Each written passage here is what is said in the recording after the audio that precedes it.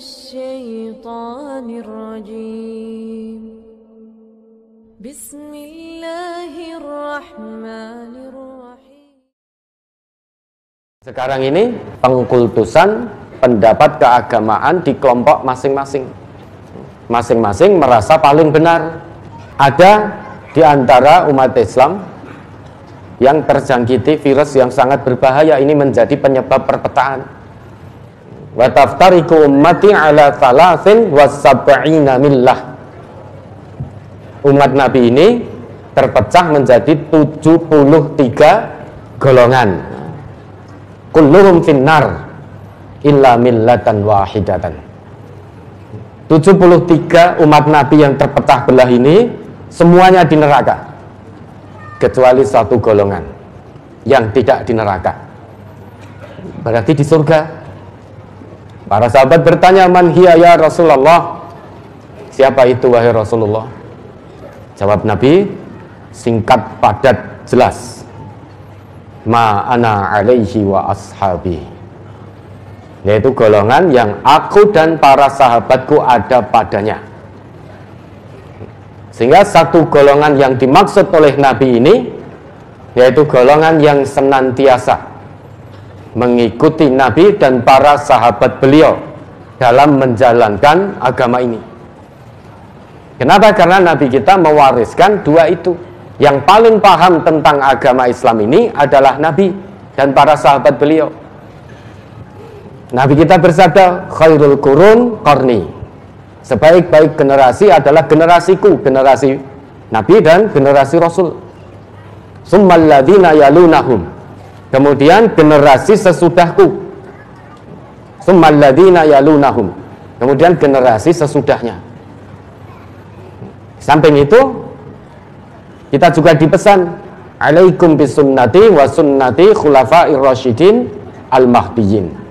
Wajib atasmu untuk mengikuti sunnahku, dan wajib atasmu pula mengikuti jejak-jejak para khalifah yang lurus, yang mendapatkan petunjuk dari Allah.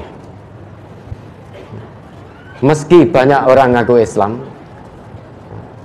apalagi di negeri kita ini yang mayoritas penduduknya ngaku beragama Islam, kalau dicek KTP-nya, di situ mayoritas tertulis Islam. Dan hampir-hampir atau bisa jadi ini sudah terbukti isyarat dari Nabi bahwa umat beliau akan terpecah menjadi 73 ini. Dan sekarang ini ada di antara umat Islam yang terjangkiti virus yang sangat berbahaya ini menjadi penyebab perpecahan, yaitu takdisul afkar ad-diniyah, pengkultusan pendapat keagamaan di kelompok masing-masing. Masing-masing merasa paling benar. Jika dihadapkan pada dirinya, termasuk kita, na'udzubillah, jika dihadapkan pada kita Quran dan Sunnah, kita tidak mau taslim, tidak mau tunduk pada Quran, pada Sunnah. Wahyu tinggal sebatas wahyu, posisinya sudah terdegradasi dengan pendapat kelompok masing-masing. Ditunjukkan ayatnya, dijelaskan ayatnya, dianggap sambil lalu. Karena apa? Ayatnya tidak sesuai dengan pemahaman di kelompoknya, hadisnya tidak sesuai pemahaman di kelompoknya.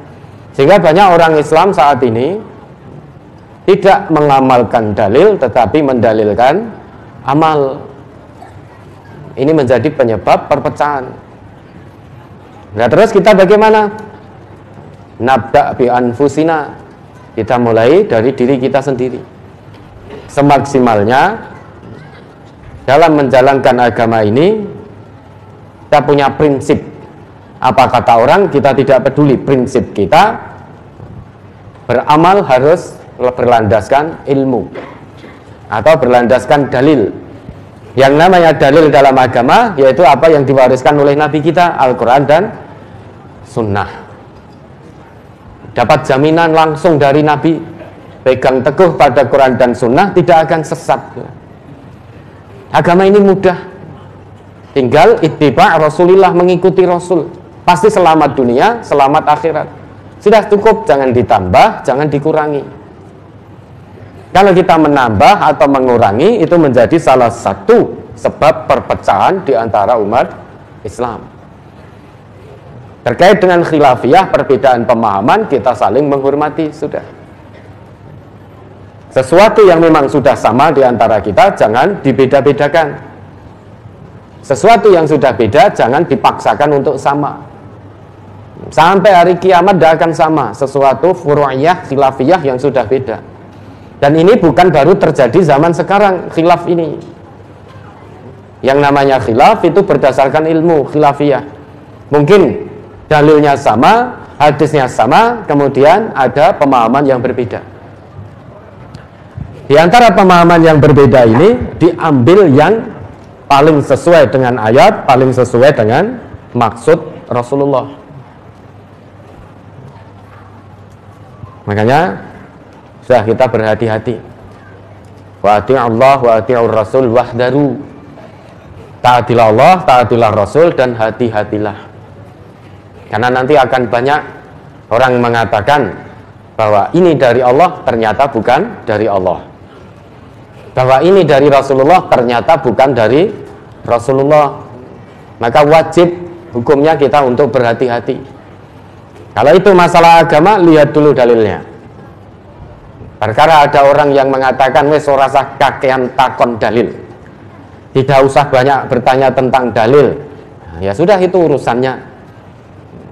Prinsip kita, apapun yang terjadi sampai akhir dunia, sampai hari kiamat, prinsip kita menjalankan agama ini, wala taqfu ma laisa laka bihi ilmun. Kita tidak melakukan satu amal perbuatan dalam masalah agama tanpa kita ketahui ilmunya.